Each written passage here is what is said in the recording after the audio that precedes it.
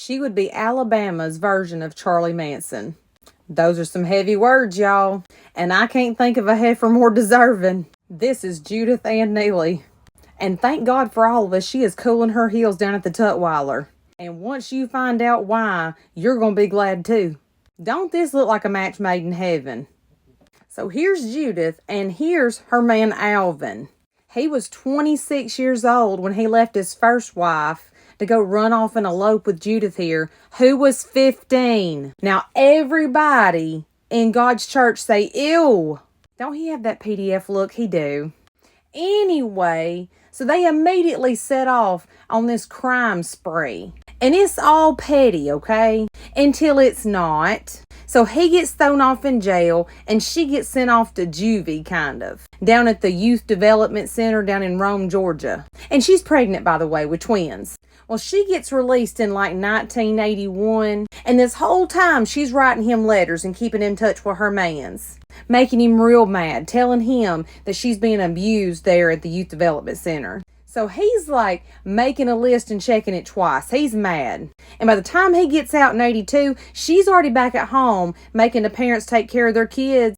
And he comes out with a vendetta. So when he gets out, they done got a plan hatched up.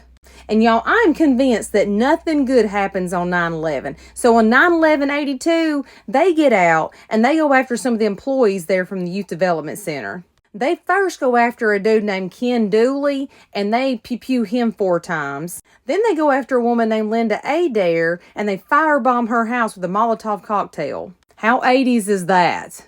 I mean, really, when's the last time you've heard that term, a Molotov cocktail? So that whole scenario really sent an investigator after their tails. That was on September the 11th, 1982. Remember that. That's when it really got heinous. And y'all, just be prepared. This is when it starts talking about murder and wine and grapes. So if you're tender about all that, you know what to do for yourself. So it wasn't but a hop, skip, and a jump over to September 25th of 1982 when they head on over to the Riverbend Mall in Rome, Georgia.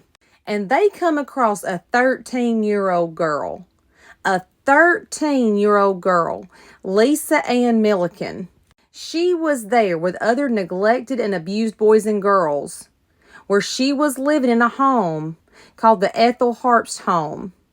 They were on like a day out trip over at the mall. She was in the arcade, and this trash bag couple, Alvin and Judith Ann Neelley, lured her out of the arcade and kidnapped her. They then took her from Rome, Georgia, over to Scottsboro, Alabama. Y'all know I love a map. Scottsboro, Alabama is about an hour and 30 minutes away from Rome, Georgia, across state lines. They kept this child for 3 days. If you're sensitive, do what you got to do. They tortured this child. They wine and grapes her, both of them, Alvin and Judith. Did that for 3 days, okay? And when they were done, they tried to poison her with Drano, by injecting it into both sides of her neck, in both arms, and into both buttocks. And when that didn't work, they pewed her in the back, and they threw her into the Little River Canyon in Fort Payne. This place right here. Police found that baby's body draped over a tree. This woman is a piece of trash. She's the one who injected that child and who pewed that child herself. Now keep in mind, she was only 17 at that point. 17 years old. Then only 5 days later, they're at it again. They go back to Rome, Georgia, back there, and they kidnap an engaged couple. Janice Chapman and her fiance, John Hancock. They ask him for directions. They get them in the car. They pew John Hancock. He doesn't die. A trucker winds up picking up John Hancock. He's taken to the hospital and he survives. Okay, but they take her, they torture her in exactly the same way they did Lisa Ann Milliken. But because John Hancock lived, he was able to identify the Neelleys. And the police were able to catch up with these two trash bags up in Tennessee.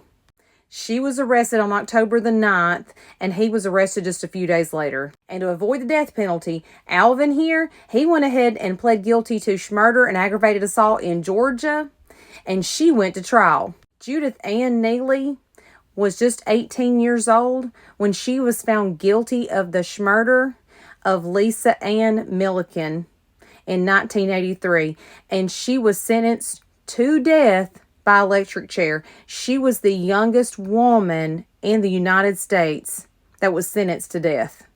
Oh, but until Governor Fob James in 1999 commuted it to life in prison with a possibility of parole in 15 years, only 4 days before her execution.